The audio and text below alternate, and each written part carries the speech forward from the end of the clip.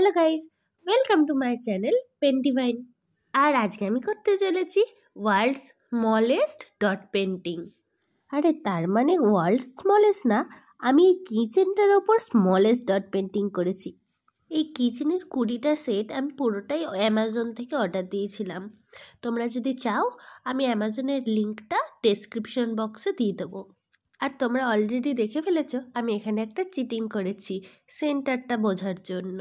আর তারপরে কম্পাস দিয়ে আমি ইকুয়াল সার্কেল কেটে নিয়েছিলাম। আর এক্ষেত্রে কিন্তু আমি কোনো টুল ইউজ করিনি, দেখতেই পাচ্ছ পুরোটাই আমি একটা টুথপিকের ফ্রন্ট অ্যান্ড ব্যাকটা দিয়ে করেছি।